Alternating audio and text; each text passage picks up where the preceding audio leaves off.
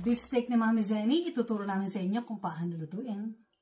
So, anong ginamit po pambaba dito? Bali mga 2.2 pounds or 1 kilo yung meat. 1/4 cup ng kalamansi at saka 1 cup ng toyo. I-marinate natin for at least 3 hours. After nating i-marinate, i-drain natin yung meat tapos i-reserve natin yung marinade. Next step, hiwain natin ang onion ng pabilog at iprito natin sa konting mantika.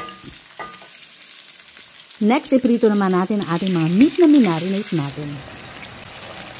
Pagkaluto, pwede na natin ibalik yung marinade na in-reserve natin kanina.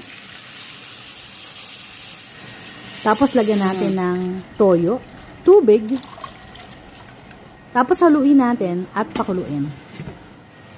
Kapag kumulo na, pwede natin ibalik yung mga naprito natin na karne. Kapag kumulo na, pwede na nating timplahan ng konting kalamansi or lemon juice. It's up to you guys kung paano yung gusto ninyong lasa ng inyong beef steak. Pakuluin ng konti, tapos ilagay natin ang mga onion. Pakuluin mo lang ng mga 1 minuto. O, ayan, ready na.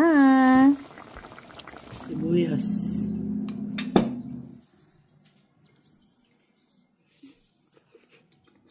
Tama ba? Tama yung lasa. Tama-tama yung lasa. Hindi maalat, hindi matabang, hindi maasim. Beef steak ni Mami Zenny, ituturo namin sa inyo kung paano lutuin. So, anong ginamit po pambaba dito? Bali mga 2.2 pounds or 1 kilo yung meat. 1/4 cup ng kalamansi at saka 1 cup ng toyo. I-marinate natin for at least 3 hours. After nating i-marinate, i-drain natin yung meat tapos i-reserve natin yung marinade. Next step, hiwain natin ang onion ng pabilog at iprito natin sa konting mantika. Next, iprito naman natin ang ating mga meat na minarinate natin. Pagkaluto, pwede na natin ibalik yung marinade na in-reserve natin kanina.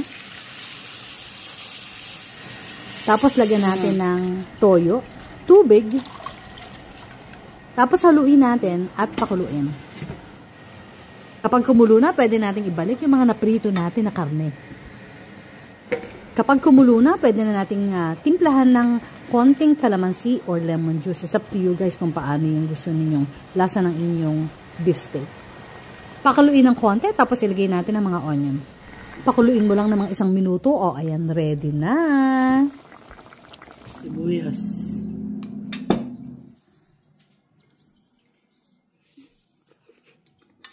Tama ba? Tama yung lasa. Tama-tama yung lasa. Hindi maalat, hindi matabang, hindi maasim.